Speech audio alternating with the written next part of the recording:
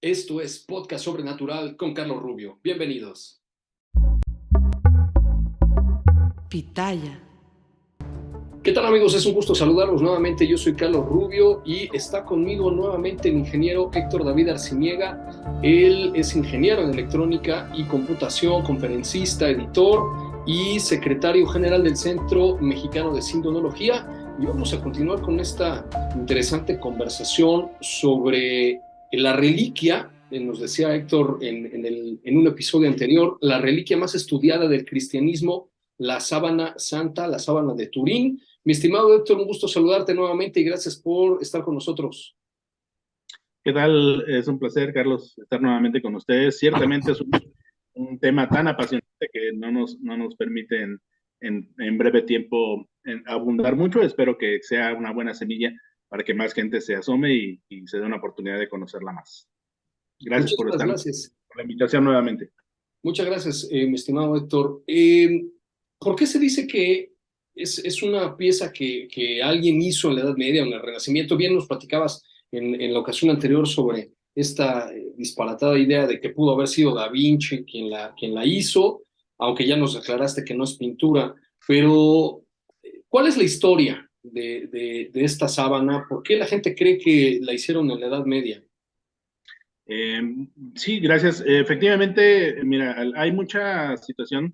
La vez pasada creo que mencionaba acerca de cómo en la Edad Media hubo este auge, digamos, de reliquias, porque la fe, pues obviamente se puso a prueba como tantas veces y la iglesia permitió de alguna manera que proliferaran estas reliquias, porque tiene una tradición desde mucho antes, ¿verdad?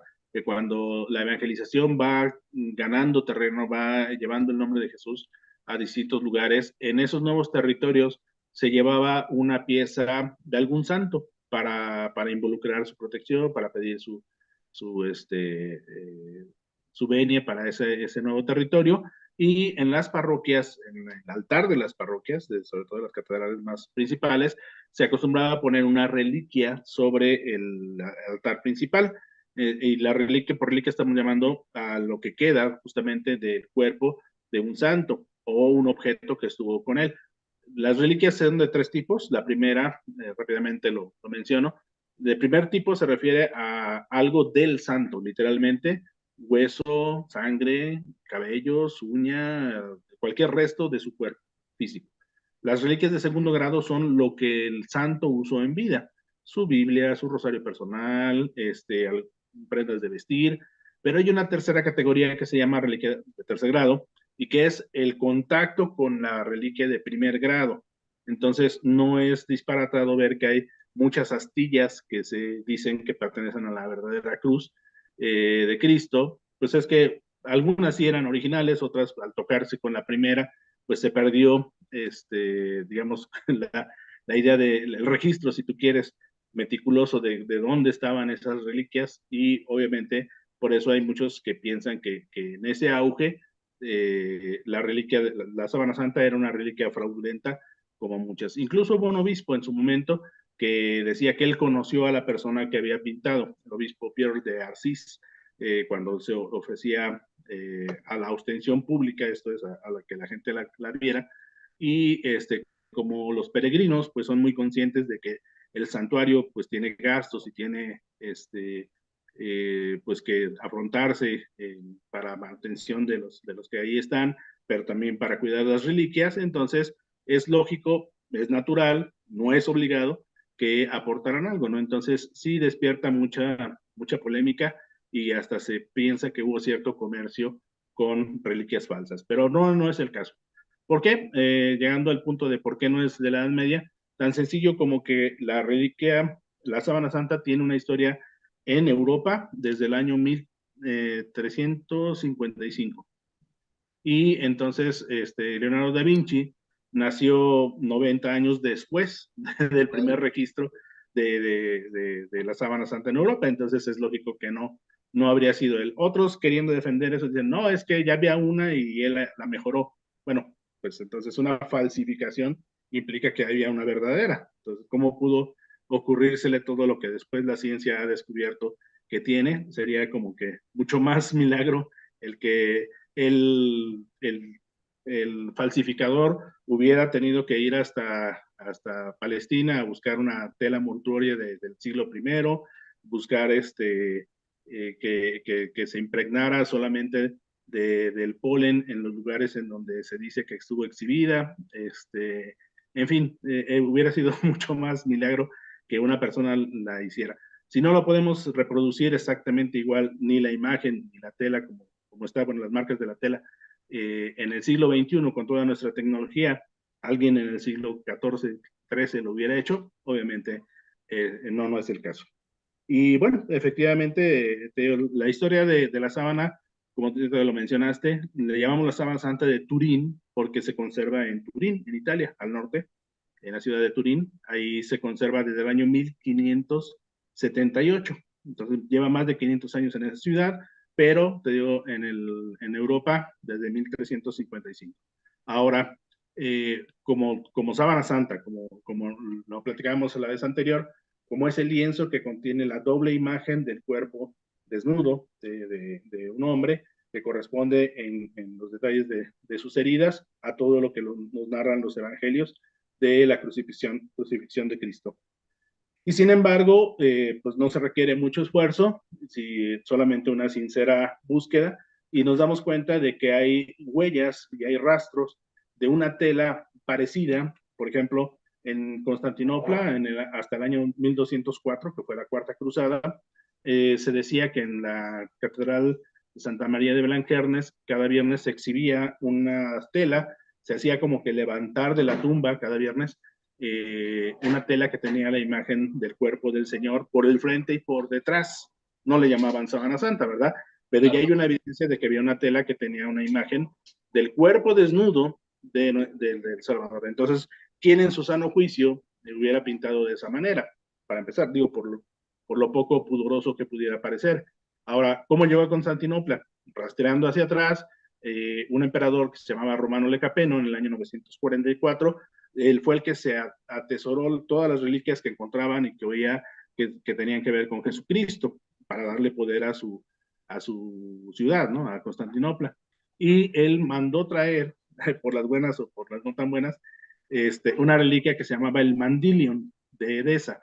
Mandilion es una palabra griega que significa toallita o pequeña tela, que es como una especie de pañuelo, o sí, una toalla pequeña, como una toalla de manos, que se dice que tenía el rostro del Señor, pero curiosamente también la llamaban tetradiplón, o sea, otra palabra griega que significa doblada en cuatro.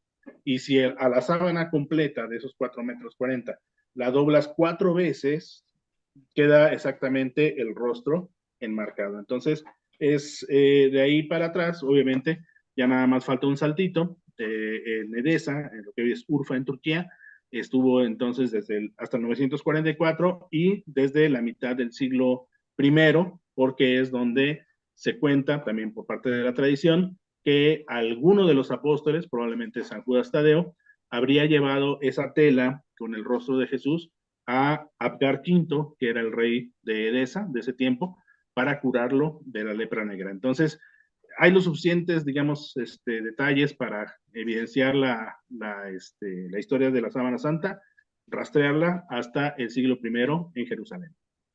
Entonces, ha estado en Europa desde más o menos la Edad Media, que es lo que mucha gente cree que ahí es cuando se pintó, se creó, alguien la hizo, pero también estuvo en Turquía y obviamente pues, en Palestina, ¿no?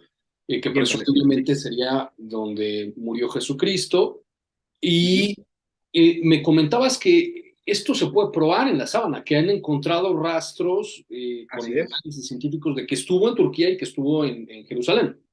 Sí, a través del polen. Efectivamente, esta es una prueba forense incluso muy avalada, que el polen, como lo sabemos, son las semillitas microscópicas de las plantas. Entonces, hay distintos tipos de pólenes, que algunos son transportados por los insectos y otros por el viento. Entonces, el polen que se ha encontrado en la Sábana Santa, hay incluso algunas especies de plantas que se conservan ahí, que son que se llevan a través del viento, que son hasta 10 kilómetros del área donde donde está la planta, o por los insectos, que son máximo unos 5 kilómetros. Y curiosamente, te digo, han estado, o mejor dicho, se encuentran ahí pólenes de diversas plantas del norte de Italia, donde está ahorita, en Turquía, la zona, perdón, en Turín, la zona norte de Italia, del sur de Francia, donde están las distintas capillas donde se dice que estuvo, Lirey, Besançon, por ejemplo, tiene de Constantinopla, que es el área del Bósforo, donde está el límite natural entre Europa y Asia, de Turquía, la península de Anatolia, que es donde estaría exhibida en Urfa, en Turquía, y de la zona rodeado a Jerusalén. Y estamos hablando incluso todavía con una precisión de que se pueden detectar especies que solo florecen durante la primavera, es decir, en los meses de marzo y abril. O sea, corresponden a la Pascua judía, las fechas de la Pascua, y esa evidencia microscópica está justamente en la Sábana Santa. Entonces, te digo, un falsario tendría que haber ido a recolectar polen de todos esos lugares para que dentro de 300 años que se inventara el microscopio, nadie dijera que era una falsificación, ¿verdad? Imagínate. Sí, claro, porque además eso es un análisis que no se pudo haber hecho en el siglo XVI, ni en el XVII, ni en el XVIII, ni en el siglo X, ni siquiera en el XIX, ¿no? Sino que solamente con la tecnología moderna se pudo definir que esta tela estuvo en todos esos lugares. Es correcto, sí. No, y aparte, bueno, y efectivamente, ese es de las otras pruebas que también lo sitúan en el lugar y en el momento en el que se presume que estuvo pues, el lienzo que correspondería al señor. Y rápidamente te platico de otro lienzo que se llama el sudario de Oviedo. Muchas veces la gente indistintamente utiliza la palabra el sudario para decir el sudario de Turín. Es incorrecto, porque lo que está en Turín es la sábana santa o la síndone, que es su nombre propio por el tipo de tela, pero el sudario sí era un pequeño pedazo de tela que literalmente servía para secarse el sudor. Y hay un lienzo en el norte de España, en la Catedral de Oviedo, que se llama el sudario de Oviedo, porque está ahí, que tiene registro desde el siglo VIII, cuando la expansión musulmana fue empujando las reliquias cristianas, pues por el norte de África, este lienzo se fue llevando, se fue guardando, y no ha llamado mucho la atención porque no tiene una imagen, pero tiene manchas de sangre, que ahora el Centro Español de Sindonología, un centro hermano que también se dedica a estos estudios, ha logrado descubrir y reproducir que ese lienzo, no solamente esas manchas de sangre son de sangre humana, tipo AB, igual que las que están en la Sábana Santa, y que al envolver un rostro humano, una cabeza humana de hombre, ¿verdad? De cierta edad, 33 a 36 años, exactamente queda en lo que sería el área de la boca y la nariz, la mancha más grande, porque entonces se entiende que ese lienzo, ese trapo, se lo pusieron en el rostro al momento del descendimiento de la cruz, para que la sangre, como platicábamos anteriormente, no se perdiera, sino que ese lienzo empapado en sangre se guardara también en el sepulcro. Entonces, sería demasiada coincidencia que esos dos lienzos separados por tantos kilómetros y por siglos de diferencia, el único lugar en donde pudieron haber recibido esa misma sangre de esa misma persona, pues es en el origen, en Jerusalén. Recuerda que puedes descargar todos los episodios de Podcast Sobrenatural con Carlos Rubio en todas las plataformas digitales. Síguenos en las redes sociales y encuéntranos en carlosrubiosobrenatural.com. Extraordinario. Ahora, mi estimado Héctor, la vez pasada que estuviste con nosotros nos decías que la imagen se ve negativo y de hecho, bueno, ahorita voy a compartir justamente la imagen para que la podamos ver y nos vas a ir ahí también describiendo qué es lo que se ve ahí, tanto la imagen en positivo como en negativo, porque justo eso es lo que nos dijiste la vez pasada, que es una imagen en negativo y eso me llamó mucho la atención, como si fuera, digo, los que ya tenemos algunos años, sabemos qué es el negativo fotográfico. Los jóvenes hoy en día no tienen la más remota idea de qué es eso, pero como para que nos expliques un poquito, ¿cómo es que se ve el negativo? ¿A qué se refiere eso? ¿Qué es lo que estamos viendo ahorita en pantalla? Es correcto. La imagen, un negativo fotográfico, hay que entenderlo. Bueno, una imagen negativa significa que se han cambiado los colores claros por oscuros. Entonces, todo lo que en el negativo es blanco, a la vista real es negro y al revés. Y también se cambia de derecha por izquierda.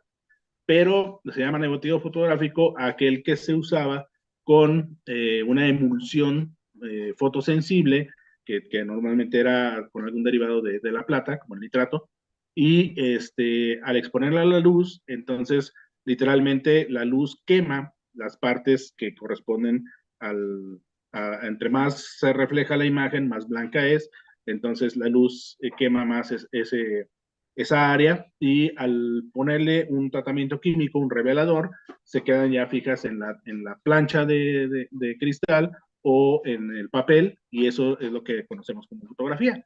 Claro. Y curiosamente, como decías, si un millennial, si alguien quiere, hay muchas aplicaciones, incluso teléfonos que ya lo traen, que dice la aplicación de convertirla a negativo fotográfico.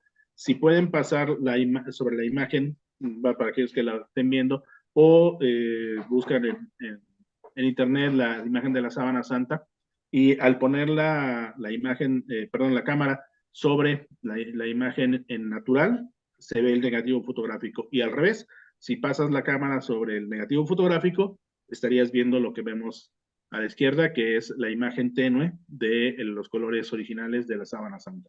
Claro. Lo que vemos en el real, en el positivo óptico, vamos a llamarle, que está de color amarillo y sepia, lo que se ve más oscuro pues, es lo que corresponde a las manchas de sangre, y las vemos claramente sobre la frente del hombre, sobre el pecho, a manera de las huellas de la flagelación, sobre los antebrazos y especialmente en la muñeca, y pegado a uno de los triangulitos que decíamos, de las quemaduras, está la del pecho, que justamente también se ha detectado que tiene suero pericárdico, o sea, lo que el evangelista interpretó como sangre y agua, porque subió un líquido transparente, aparte de una sangre muy enrojecida, muy, muy natural, porque esa vendría directamente del ventrículo derecho del corazón, la sangre que se quedó, digamos, en el último latido. Y por último, hasta abajo, también se alcanza a ver los reguerillos de sangre sobre la tela que se habrían impreso al momento del contacto con el pie del hombre de la sábana santa. Claro. Y el negativo fotográfico, justamente a la derecha, te digo, nos da una sensación hasta de tonicidad de los músculos, se ve hasta la esfericidad, digamos, de las pantorrillas, de los brazos, el pecho hinchado por aquello de la falta de oxígeno. Entonces, en todo corrobora o acusa hacia un castigo de la crucifixión, y por lo tanto una persona que murió de asfixia, literalmente se le rompió el corazón, porque pues esa es la causa de la muerte, ¿no? O sea, un paro cardíaco por el tormento que recibió. Me llama mucho la atención lo que platicábamos la vez pasada, que me decías que era imposible que alguien pintara esto, porque sí, digo, yo no he visto ninguna pintura medieval, no sé, alguien nos corregirá por ahí si conoce alguna, pero yo no he visto ninguna de la Edad Media, del Renacimiento, ni siquiera actual, de alguien que haya pintado en negativo, ¿no? Es correcto. Ahora, sí, bien como lo señalas, igual y nuestros amigos que no conocieron qué es lo que es la fotografía, que había que revelarla en un cuarto oscuro y todo eso, pues pueden utilizar en sus teléfonos el filtro que justamente se llama así, negativo, y como dices, todo lo invierte, ¿no? La fuente de luz es lo más negro, lo más oscuro, y al revés, ¿no? Entre algo que originalmente está oscuro se ve más clarito, que es justamente lo que muestra esta pieza. Y me llama mucho la atención, mi estimado Héctor, porque es evidente que si alguien hizo esto en la Edad Media o en el Renacimiento o la edad que se les ocurriera, ¿cómo es que hubiera imaginado que solamente íbamos a poder ver la imagen de esta figura humana con la tecnología del siglo XX? Porque de otra manera, pues no se podría ver ahí a la imagen como se ve, sino más bien pues, una serie de manchas ahí que sí, obviamente, pues en general parece una persona, pero por mucho, como bien nos has dicho, ¿no? Sin detalles, sin ningún tipo de preparación ni colores, pero en el momento en que se hace el negativo, pues sorprende porque se ve ahí una cosa increíble, ¿no? Hasta como en tercera dimensión. Es correcto. Sí, y justamente ahorita que hablas de la tercera dimensión, bueno, de entrada hay que aclarar que es cierto, o sea, la tecnología de la cámara oscura, podríamos llamarle, muchos alegan que ya se conoció desde muchos años antes de Cristo, y es cierto, o sea, sí lo es, pero una cosa es que sepamos cómo hacer una imagen negativa, y otra que la sábana santa no es una imagen negativa fotográficamente hablando. Primero, porque te digo, no tiene ninguna preparación, no hay rastros de emulsiones fotosensibles. Aparte, estamos hablando de un tiempo, si algunos conceden o quieren hacer casar específicamente a Da Vinci como creador de esta falsificación, y así con sus comillotas, pues pon tú que a lo mejor tenía la técnica, pero, y el sol, o sea, la luz eléctrica, una luz constante para Claro. quemar esa emulsión, pues no nos había inventado todavía. Entonces, alguien que trata de simplemente al tender la ropa, estamos expuestos a que de repente una nube ya te cambió la cantidad de sol que recibes, entonces no hubiera sido posible. Y como bien decías, la prueba del sentido común, si el mismo Da Vinci pintó el rostro de Jesús en la Última Cena y otras tantas obras realistas, el que fue un gran anatomista, eh, ¿para qué iba a hacer una pintura que no se entendiera, que a la vista no se entendiera? Entonces, y aquí en esta imagen que estamos viendo ahora, que es la diferencia o el comparativo del positivo óptico, o sea, del acercamiento en el rostro, lo que estamos viendo es justamente las heridas, te digo, de la imagen del rostro, Ajá. y tú puedes apreciar en ese acercamiento al rostro que pareciera una imagen por contacto, parece que está pegado los pómulos, la nariz, los arcos supraciliares, el bigote, la barba, porque ahí estaría en contacto con la tela. Entonces, digo, eso se entiende, pero sigue siendo una imagen poco creativa y poco definida en cuanto al detalle. Y cuando le sacas la foto, el negativo fotográfico, lo vemos a la derecha, vemos que ese 3 invertido de sangre se vuelve blanco y ahora está de esta forma. Y como dices, ahora se ven hasta los párpados, los pómulos, Claro. se nota la hinchazón en el párpado derecho, en el pómulo derecho, la nariz un poco desviada por esa hinchazón, la barba ligeramente mesnada, o sea, arrancada, y que corresponde justamente a todos los castigos que te digo que el Evangelio registra sobre Jesús. Incluso, y eso es muy sorprendente, en esta área del rostro, junto a la nariz, se Ajá. detectó una proteína que solo se encuentra en la saliva humana. O sea, estamos hablando que hasta los escupitajos que menciona el Evangelio, también hay evidencia de ello en la sábana santa. Así de detallado es. Increíble. Ahora, entonces, si todo esto que estamos viendo es real, mi estimado doctor, ¿por qué la famosa prueba del carbono 14, tres centros de investigación, universidades, creo que la Universidad de Arizona, ¿no? Y otras dos europeas, y Así todas dataron a la pieza de la Edad Media? ¿Por qué entonces ahí es cuando falló. los escépticos nos dicen, ah, pues es que esto es un fraude y lo hizo Da Vinci y todas estas historias de estos libros de El Código Da Vinci y ahora resulta que todo es falso? ¿Por qué da esa fecha? Sí, mira, la prueba del carbono 14 es una prueba noble, en el sentido de que es muy útil para muchas dataciones de, eh, de, de, de piezas arqueológicas que estuvieron en contacto con un organismo vivo, de ahí la prueba del carbono, pero no es tan exacta, en el sentido de para hacer una idea, imagínate que con una regla de esas de los que usaban los maestros antes para trazar con gis en el pizarrón, imagínate, que no tenía más que los centímetros y medios chiquitos, ¿verdad? Medios grosos. Con una regla de esas trataras de medir una estampilla. O sea, con una regla muy grande, algo muy pequeño. O sea, simplemente no va a ser exacto, vas a tener que hacer un poquito de apreciación. La Ajá. regla del carbono 14 pasa eso, porque su vida media del carbono 14 es de más de 5.000 años. Entonces, tratar de datar con una regla de 5.000 algo que tiene menos de 2.000, pues entonces, de entrada es una situación que sabes que va a arrojar inexactitud. Y el mismo creador de la prueba del carbono 14 la desaconsejó por la sencilla razón de que es una tela que ha sido muy manipulada.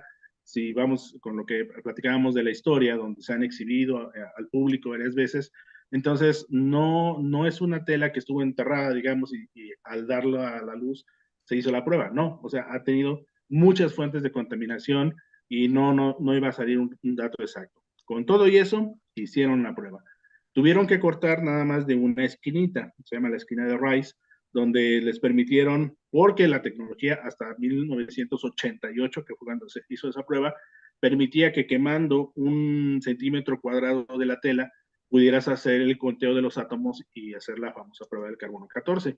Entonces, de entrada, no nos podemos dar el lujo de que hubieran cortado partes de la imagen, por ejemplo, Sí, para tener más datos, ¿no? Pues cortaron y dataron solamente la esquinita, que aparte era donde la agarraban para las extensiones, o sea, súper contaminada.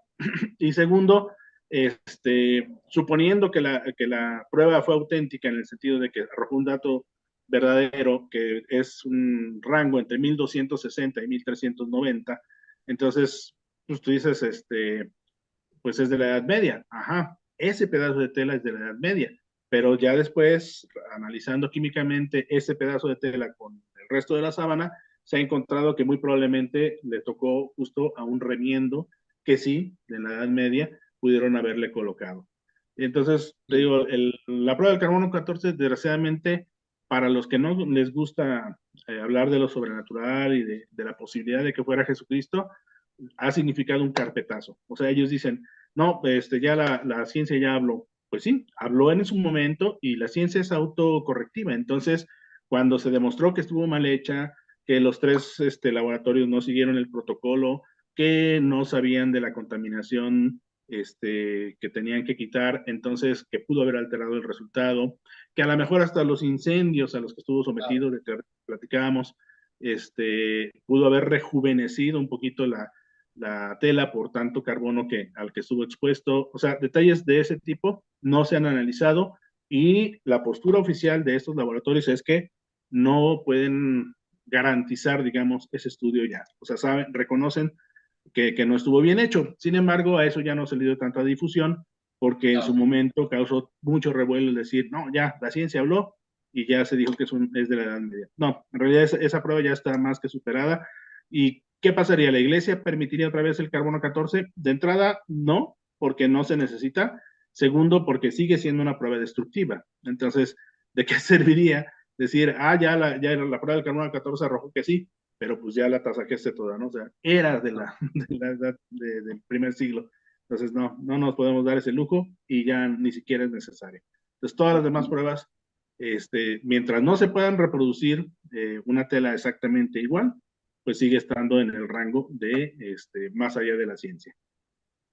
Ahora, mi estimado doctor, me llama mucho la atención las imágenes en tercera dimensión, porque en el negativo se alcanza hasta percibir bien, lo dijiste, ¿no? La nariz, el pecho, que como que está más hacia afuera, más exaltado, y creo que con eso me voy a querer cerrar porque es ¿Sí? muy profundo, pero vemos que con tecnología, tú que eres ingeniero en computación, pues aquí vemos reproducciones que se le han hecho en tercera dimensión a esta imagen, al negativo de esta imagen, y evidentemente pues resalta, ¿no? Como bien decías, las cejas, los párpados, la nariz, los labios, el cabello, o sea, es algo verdaderamente impresionante.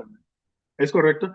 Y mira, esta imagen es una de las más originales en el sentido de que fue de las primeras que se sacaron directamente de la imagen, o sea, de la foto.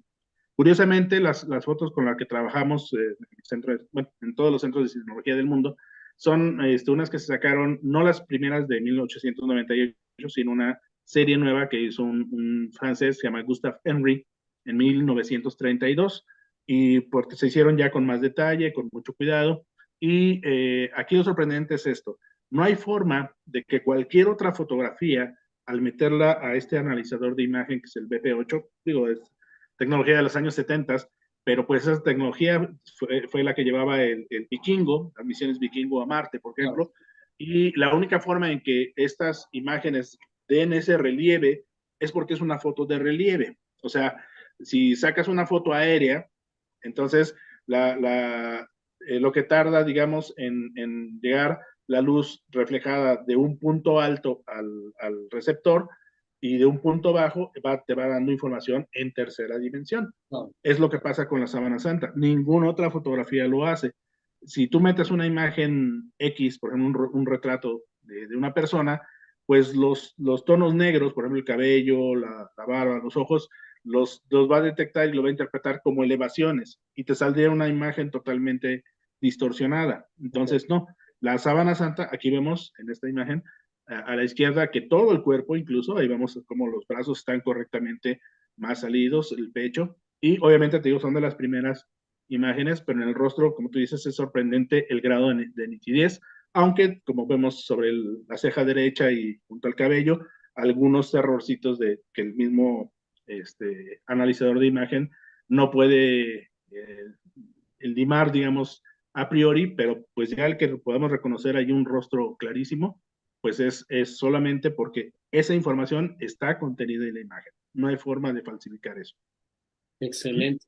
Y tenemos otra por aquí que también es en tercera dimensión, es algo sorprendente porque, repito, ¿cómo es posible que si esta pieza fue creada o pintada en la Edad Media o en el Renacimiento, pueda tener esta característica hablándonos para las personas que estamos en el siglo XX, en el siglo XXI? Si alguien, que bueno, ya quedó claro, creo, ¿no? Si alguien la pintó en la Edad Media o en el Renacimiento, que evidentemente no fue así, ¿cómo es posible que desarrollara una pieza que solamente iba a poder ser comprendida en su totalidad hasta la segunda mitad del siglo XX? Es correcto. Y aparte de que no hay huella de otra pieza igual, ¿no? O sea, tú haces ensayos normalmente de los grandes inventos de Da Vinci, pues están los bosquejos, está todo lo que trabajó y dibujó Claro. primero para anatomía, entonces, que sea una pieza única y que no haya evidencia de otras prácticas, de otras pruebas que desembocaran en algo parecido, no dijeran igual parecido siquiera, y no las hay. En todo, como tú dices, hasta mediados del siglo XX no se podía hablar de tridimensionalidad, porque pues no había, con trabajo estábamos en la bidimensionalidad de las fotografías, menos íbamos a pensar en imagen de relieve, ¿no? Y ahora actualmente, incluso por ahí te dan otra foto, a ver si la podemos ver, una de un rostro más gris, que está más de frente, que tiene en realidad tiene dos eh, tratamientos diferentes. Una es el que le llamamos corrimiento al rojo, que algunos llaman imagen de tercera dimensión, de esos lentes que ponen este es todavía un negativo fotográfico tradicional, pero te lo mandé porque está muy, muy, muy detallado. Ajá, a ver si vemos el siguiente. Y en este podemos ver, como tú dices, hasta la esfericidad del rostro, mucho más a detalle, porque son estos que se ven con los dos lentecitos esos que traen un ojo de color verde, un filtro verde y un filtro rojo. Y tú lo ves, literalmente parece que se sale de la imagen, ¿no? Entonces, estas piezas en el ¿Es centro esta? no, es una que está más de frente. Más de A frente. ver a A ver ver. si la Eh, localizas. en Está como el, en un fondo oscuro también. en Después el- del azulito que te mandé. ajá. Este último. No, no, mi estimado. Tengo esa azul ¿Te y digo? una como verde y una amarilla. Ok, bueno. Entonces nos quedamos con esa entonces. Déjame ver si te la. Ah, pero ya no le alcanzarías a poner, ¿verdad? Pero, a ver, mi estimado Héctor, la Sí, vamos a buscar y se los vamos a poner aquí a nuestros amigos para que ellos la puedan ver. ok, Y ya nos dices después dónde podemos tener más información sobre la sábana. Para despedirnos, ok. ¿me Sí, dirías tú que, realmente, dime. perdón, mi estimado Héctor, ¿me dirías tú que la sábana santa es la evidencia de la resurrección de Jesucristo y por lo tanto, quiero aventurarme un poquito aquí, es la evidencia física de que Dios existe? Muy buena pregunta. Yo diría que la evidencia física de que Dios existe es cada uno de nosotros, porque no hay forma en que el universo se conozca a sí mismo, como decía, parafraseando a Carl Sagan, si todo fuera casualidad. O sea, el universo, y también es frase de él, un autor de los que más me gustan, Carl Sagan, que dice, el universo no es ni conspira contigo ni está en tu contra, simplemente te es indiferente. Entonces, siguiendo esa línea de pensamiento, no hay forma de que la materia se organizara para formar algo tan complejo, ya no digamos como un ser humano, Claro. una ballena, un coleóptero, o sea, no tendría razón de ser. Y lo que estamos viviendo, y es donde la ciencia se encuentra con la fe, es en esta situación de que el hombre tiene un lugar especial en la creación, llamémosle así, no infravalorando ningún otro sistema de creencia, pero todos ellos nos apuntan a que sí hay una razón para creer en un creador. Si un reloj una pieza de maquinaria tan sencilla, pero a la vez tan mecánicamente perfecta, te da la evidencia de un relojero, bueno, pues el universo te habla de una creación inteligente. Stephen Hawking se aventuró a llamarle el diseño inteligente y después como que se retractó un poquito porque quería mostrarse muy ecuánime y no parecer que estaba tomando partido por la situación de un creador. Pero bueno, independientemente de eso, lo que la Sábana Santa sí nos invita es a profundizar en el misterio, a dejarnos convencer por las evidencias, lo suficiente para decir, bueno, hay algo más aparte de lo que podemos ver, aparte de lo que podemos sentir, y nos habla de algo superior. ¿Cuál es ese superior? El Cristo de la fe. Bueno, eso siempre va a ser una decisión personal, pero hay, ahora sí, parafraseando al doctor Rivero Borrell, que fue nuestro primer presidente y fundador del Centro Mexicano de Sinología, decía, Dios nos da siempre las suficientes pruebas para creer, pero deja el suficiente espacio para dudar. Entonces, y completando, yo diría, y entonces la fe sigue siendo un paso personal. Entonces, hay lo suficiente para que alguien crea, pero también hay lo suficiente para decir, no me convence, ¿no? Y vamos a seguir buscando. Y al final de cuentas, eso es lo que el científico hace. Mientras tiene una hipótesis que se apega a la realidad y se apega a los resultados, es válida, pero no es una cuestión definitiva. Hay que seguir estudiando. Entonces, si alguien gusta buscar más información, estamos en la red, ¿verdad? En sabanasantamexico.org, sabanasantamexico.org, es la página del Centro Mexicano de Sinología. Estamos en combinación con los centros de sinología del mundo, incluyendo el de Turín, que tiene, obviamente, y ahí continuamente está la información de los eventos que tenemos. Tratamos de dar una conferencia mensual ahora por vía internet, justamente, ¿verdad? Por Facebook. Y bueno, ahí están también todas nuestras redes sociales para que nos busquen. sabanasantamexico.org. Pues muchísimas gracias, mi estimado Héctor, por estar con nosotros nuevamente. Es el ingeniero Héctor David Arciniega, él es secretario general del Centro Mexicano de Sindonología. Yo soy Carlos Rubio, te agradezco infinitamente me hayas acompañado en este episodio y pues nos vemos en la siguiente emisión. Muchas gracias, Héctor.